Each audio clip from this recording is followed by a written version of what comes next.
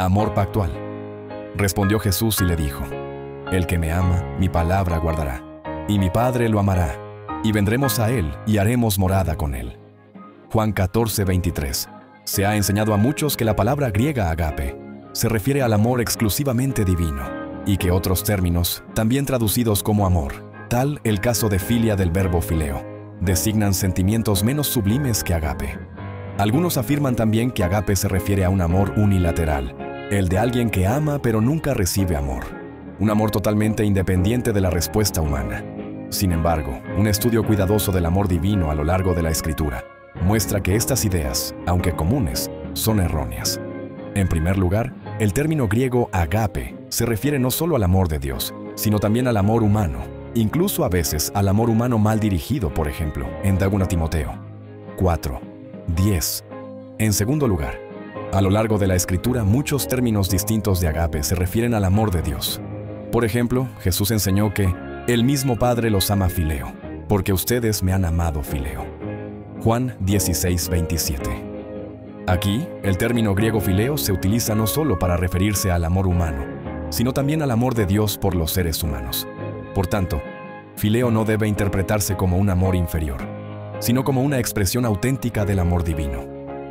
Las Escrituras también enseñan que el amor de Dios no es unilateral, sino profundamente relacional, en el sentido de que para Dios supone una profunda diferencia que los seres humanos reflejen o no su amor por Él y por los demás.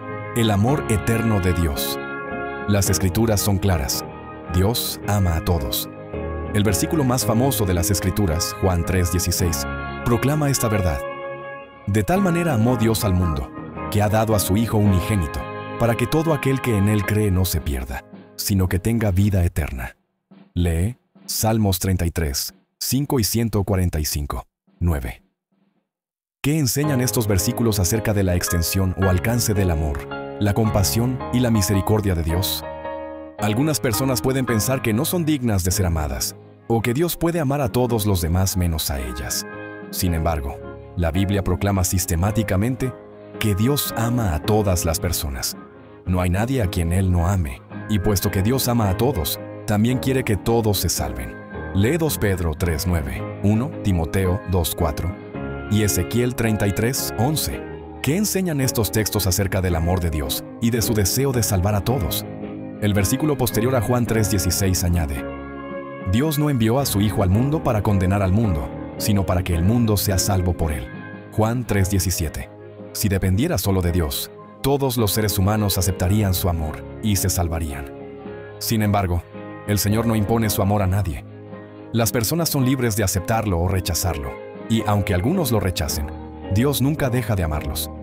En Jeremías 31:3, Él proclama a su pueblo: Con amor eterno te he amado, por eso te prolongué mi misericordia. En otras partes, la Biblia enseña repetidamente que el amor de Dios es eterno ver. Por ejemplo, Salmo 136. El amor de Dios nunca se agota, es eterno. Esto nos resulta difícil de entender, pues a menudo nos cuesta amar a los demás, ¿verdad?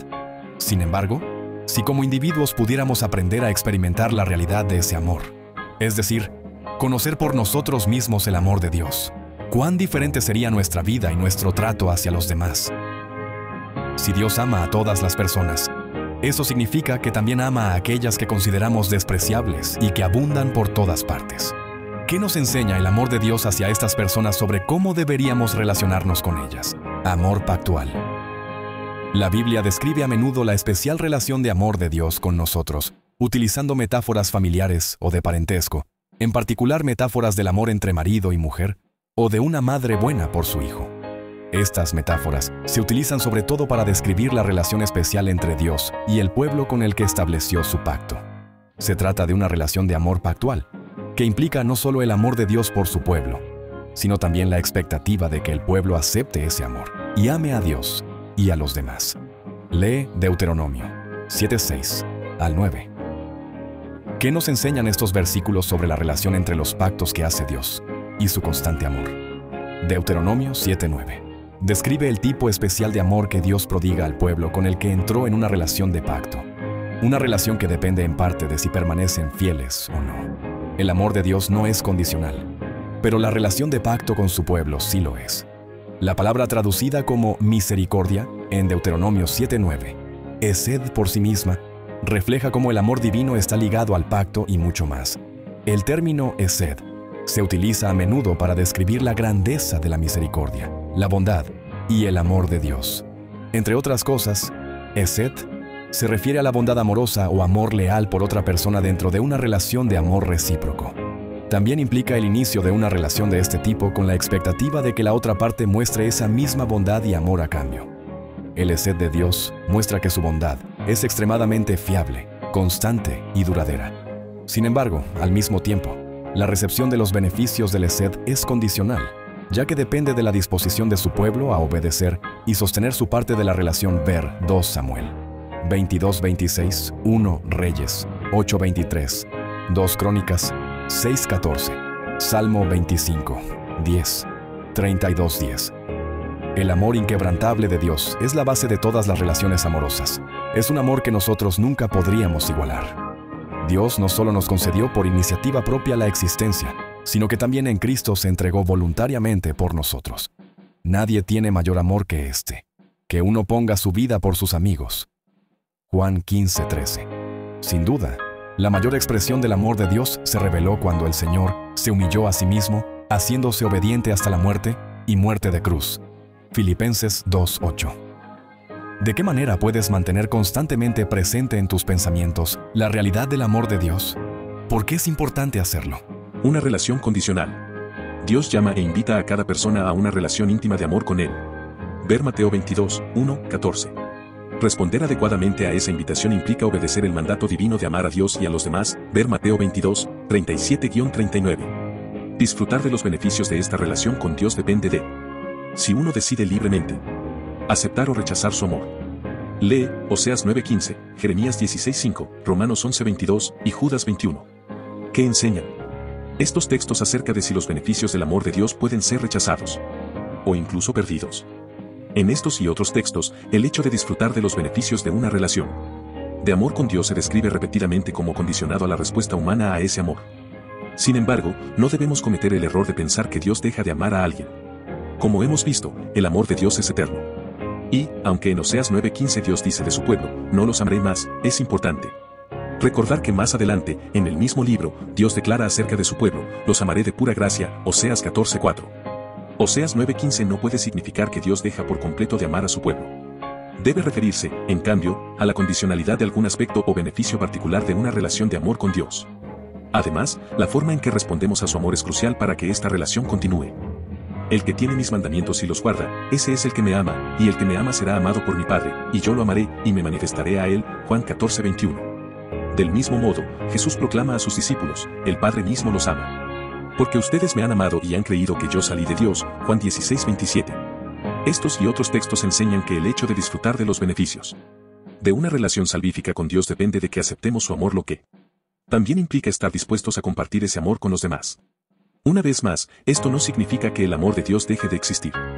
Pero, así como no podemos impedir que el sol brille, pero podemos aislarnos de sus rayos, no podemos hacer nada para detener el amor eterno de Dios, pero podemos rechazar finalmente una relación con Dios y, por tanto, aislarnos de lo que nos ofrece, especialmente de la vida eterna.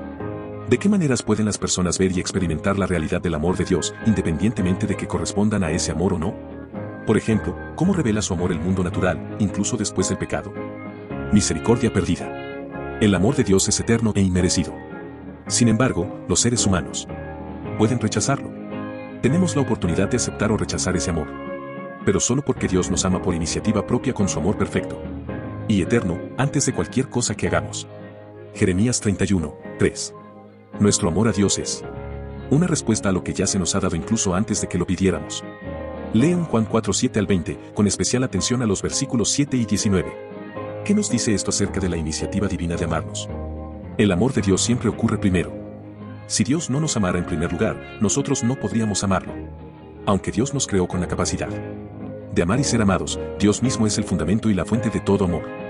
Sin embargo, nosotros podemos elegir aceptar su amor y reflejarlo en nuestra vida. Esta verdad se ejemplifica en la parábola de Cristo acerca del siervo que no estaba dispuesto a perdonar. Ver Mateo 18:23-35. En esa parábola, vemos que no había forma de que el siervo pudiera devolver Lo que debía a su amo, 10.000 talentos. Un talento equivalía a unos 6.000 denarios. Y un denario era lo que se pagaba a un jornalero por un día de trabajo. Mateo 22. Por lo tanto, a un trabajador promedio le llevaría 6.000 días de trabajo ganar un talento. Supongamos que, después de contabilizar los días de descanso, un obrero promedio trabajará 300 días al año y por lo tanto, ganará 300 denarios en un año. En ese caso, ese trabajador tardaría aproximadamente 20 años en pagar un talento, que consistía en 6.000 denarios, 6.000 dividido por 300 igual a 20. Para ganar 10.000 talentos, un trabajador tal tendría que trabajar 200.000 años. En resumen, el siervo nunca podría pagar esa suma. Sin embargo, el amo sintió compasión por su siervo y le perdonó su enorme deuda. No obstante, cuando este siervo se negó a perdonar la deuda mucho menor, 100 denarios, de uno de sus compañeros de servicio e hizo que lo encarcelaran por ella, el amo se llenó de ira y anuló su misericordioso perdón. El siervo perdió el amor y el perdón de su señor. Aunque la compasión y la misericordia de Dios nunca se agotan, uno puede finalmente rechazar o incluso renunciar a los beneficios de la compasión y la misericordia divinas. Piensa en lo que se te ha perdonado y en el hecho de que fuiste perdonado gratuitamente por Jesús. ¿Qué debería decirte esto acerca de perdonar a los demás? Has recibido gratis, da gratis. Así como el siervo de la parábola no podía pagar su deuda a su amo, nosotros nunca podríamos compensar a Dios por la nuestra. Nunca podríamos ganar o merecer el amor de Dios. Pero Dios muestra su amor para con nosotros, en que, siendo aún pecadores, Cristo murió por nosotros, Romanos 5:8. ¡Qué amor tan asombroso! Como dice un Juan 3:1, mirad cuál amor nos ha dado el Padre, para que seamos llamados hijos de Dios. Sin embargo, lo que podemos y debemos hacer es reflejar el amor de Dios a los demás tanto como nos sea posible. Si hemos recibido tanta compasión y perdón, ¿cuánto más deberíamos otorgar compasión y perdón a los demás? Recordemos que el siervo perdió la compasión y el perdón de su amo porque no se los concedió a su consiervo. Si realmente amamos a Dios, no dejaremos de reflejar su amor a los demás. Lee Juan 15:12, un Juan 3:16 y un Juan 4:7 al 12. ¿Qué enseñan estos pasajes? Acerca del amor de Dios y de la relación entre su amor, nuestro amor a Él, y el amor a los demás. Inmediatamente después de Juan 15:12, Jesús dijo a sus discípulos, ustedes son mis amigos, si hacen lo que yo les mando, Juan 15:14. ¿Qué les ordenó Jesús, al igual que a nosotros? Entre otras cosas, que amaran a los demás como Él los amaba. Aquí y en otros lugares, el Señor nos ordena amar a Dios y amarnos mutuamente. En resumen, debemos reconocer que se nos ha perdonado una deuda infinita e impagable para nosotros, una deuda que fue cancelada en la cruz en favor de nosotros. Por tanto, debemos amar a Dios, alabarlo y ser amorosos y misericordiosos con los demás. Como enseña Lucas 7:47, mucho ama aquel a quien mucho se le ha perdonado, pero a quien se le perdona poco, poco ama. ¿Quién de nosotros no es consciente de cuánto se le ha perdonado? Si amar a Dios implica amar a los demás, debemos compartir con urgencia el mensaje del amor de Dios, tanto de palabra como por obra. Deberíamos ayudar a las personas en su vida cotidiana aquí y ahora, tratar de ser un instrumento del amor de Dios y dirigir la atención de los demás hacia aquel que les ofrece la vida eterna en un cielo y una tierra nuevos, una nueva creación de este mundo que está tan estropeado y devastado por el pecado y la muerte, los frutos lúgubres de rechazar el amor de Dios. ¿Qué pasos concretos puedes dar para amar a Dios amando a los demás? ¿Qué podrías hacer hoy y en los próximos días para mostrar a las personas el amor de Dios e invitarlas a disfrutar de lo que significa aceptar la promesa de la vida eterna? Para estudiar y meditar, lee el capítulo titulado Podemos comunicarnos con Dios en las páginas 137 a 155 del libro El Camino a Cristo, de Elena G. de White. Presenta a Dios tus necesidades, tristezas, gozos, preocupaciones y temores. No puedes incomodarlo ni agobiarlo. El que tiene contados los cabellos de tu cabeza no es indiferente a las necesidades de sus hijos. Es que el Señor es muy compasivo y misericordioso, Santiago 5:11. Su amoroso corazón se conmueve por nuestras tristezas, incluso cuando las presentamos delante de Él. Llévale todo lo que confunde. No hay nada que sea tan pesado que Él no lo pueda soportar, pues sostiene los mundos y rige todos los asuntos del universo. Nada que de alguna manera afecte nuestra paz es tan pequeño que Él no lo note. No hay en nuestra experiencia ningún episodio tan oscuro que Él no lo pueda leer, ni perplejidad tan grande que no la pueda solventar. Ninguna calamidad puede ocurrirle al más pequeño de sus hijos, ninguna ansiedad puede asaltar el alma, ningún gozo alegrarlo, ninguna oración sincera escaparse de los labios, sin que el Padre celestial lo perciba y sin que tome en ello un interés inmediato. Él restaura a los abatidos y cubre con vendas sus heridas, Salmo 147, 3. Las relaciones entre Dios y cada alma son tan especiales y únicas como si no hubiera habido otra alma de la que ocuparse ni por la cual entregar a su Hijo amado, el camino a Cristo, pp 148 a 149. Preguntas para dialogar. Reflexiona en la frase anterior, las relaciones entre Dios y cada alma son tan especiales y únicas como si no hubiera habido otra alma de la que ocuparse ni por la cual entregar a su Hijo amado. ¿Qué consuelo te brinda esto, y cómo deberías vivir al saber cuán cerca está Dios de ti y cuánto te cuida? ¿Cómo puedes aprender a vivir en armonía con la realidad de esa maravillosa promesa? Imagina que la creyeras de verdad cada día. 1. ¿Cómo entiendes Salmo 103, 17 y 18 a la luz de la lección de esta semana? ¿Qué revela ese texto sobre la eternidad del amor de Dios y, sin embargo, del hecho de que los beneficios de una relación con Él dependen de si aceptamos su amor? 2. ¿De qué manera influye el hecho de conocer esto en tu relación con Dios? ¿Cómo influye en tu forma de ver las dificultades de los demás?